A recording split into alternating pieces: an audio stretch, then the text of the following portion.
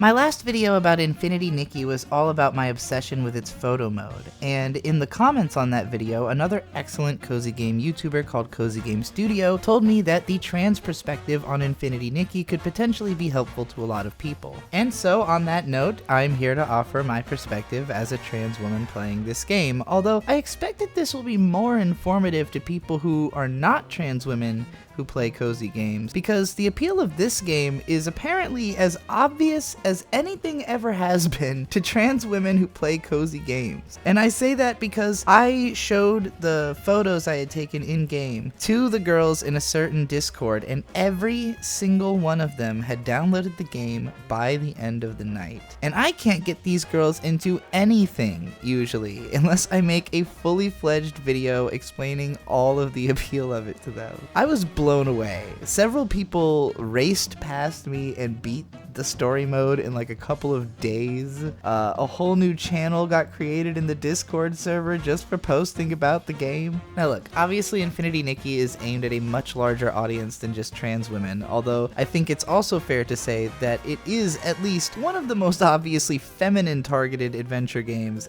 ever created. If you have no interest in women's fashion at all, there is really no reason for you to play this game, considering that its mechanics are all entirely motivated by the player's desire to build the ultimate wardrobe for Nikki. And sure, you can be a bit of a tomboy about it, but I wouldn't go so far as to say that you could be manly about it, unless you're taking a very gender deconstructionist approach to what manliness is. This game's unique approach to character customization is that while you have an enormous amount that you can do with the character's clothes, there's nothing you can do about the basic proportions or face of the character. You are Nikki. She's kind of like a Barbie doll by way of Hatsune Miku or any other very broadly characterized anime heroine. She's Moe Barbie. Speaking of heroin, Infinity Nikki is built to drip dopamine as constantly into your eyeballs as it can, and all of its mechanics are habit-forming addict traps meant to get you into the gacha side of the game. But importantly for me, and for a lot of the other trans girls that I know who can't spend money on something like this, the game is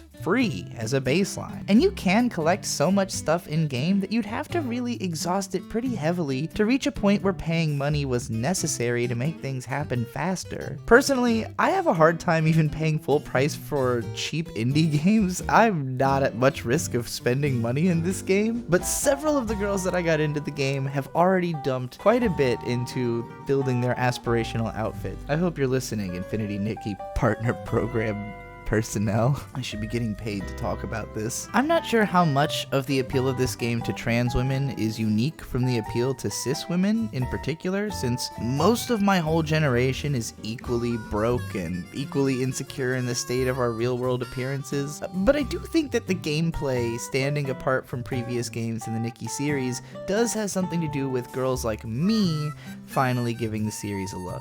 I straight up had never heard of these games until like a week before this one came out. Interjecting here, it took me a while to figure out what community tab I learned about this game from. Shout out to Buckeye Bunny, a relaxing, chillin', cozy gaming news, review, and gameplay channel which ran this poll asking what games people were the most curious about coming out soon, and that's the one that I learned about this game from. Some of the girls that I told about this game had already spent money in previous Nikki games and therefore were afraid of this one. Although when they learned how much it gives you for free, they ended up checking it out anyways. But the reason I hadn't heard of these games is that I've never really gotten into character creation or customization games in general. When it comes to creativity, I consider myself something of a collage artist. I tend to take things that are nice and put them together. I struggle when it comes to creating something new out of nothing, or if the product calls for very specific elements that I don't really know how to combine, like on some of my thumbnails. I don't like trying to design my own thing from scratch because I have way too many ideas about what could be interesting and they never form into something solid. If I only have limited options though, I'm very good at finding ways to work those options into something that I like. And then I get excited because every time I collect enough new things to retool that into a new coherent shape, I feel like I've accomplished something. But what I'm really doing is just finding the ideal use for whatever is at my disposal, rather than trying trying to build towards a specific ideation of an aesthetic idea. Hopefully that makes sense. Basically what I mean is that I don't get as excited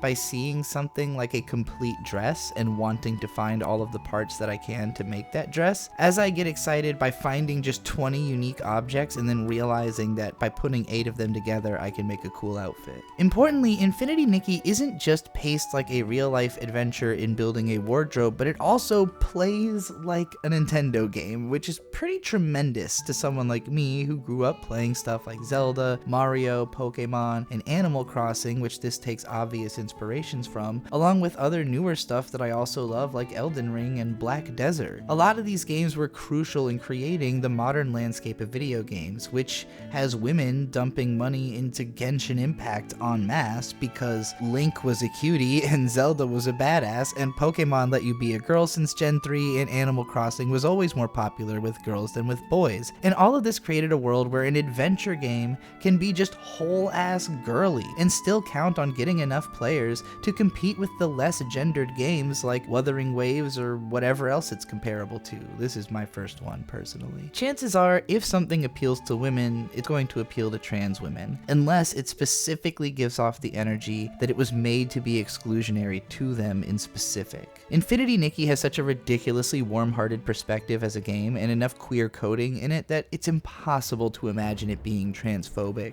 It really is kind of the ultimate cozy game for anybody that likes cutesy dress up and hanging out in Zelda towns, and that's a pretty large number of women, which happens to include a majority of the transgender ones. Whether that's because Gerudo Link caused their transition a decade ago, or just because they've been playing with dolls since they were a little girl. I personally am always in love with games that just let me jump all over everything, especially in a fairly realistic feeling fantasy world. And the only thing that usually stops me playing games like Elden Ring is running into the gameplay challenge, which this game almost lacks entirely, so it's easy for me to imagine coming back to this one over and over, even if I take it a lot slower than some of the other girls that I know. If you're playing Infinity Nikki, let me know what you like about it in the comments, especially if you're trans. Let me know what drew you in. Do you know lots of trans girls playing this game? Do you have problems with this game? Are you upset now that this is going to be a stereotypical trans girl thing and you don't want to be associated with it? I want all those comments. And also let me know if there's another angle you want to see me take towards this game.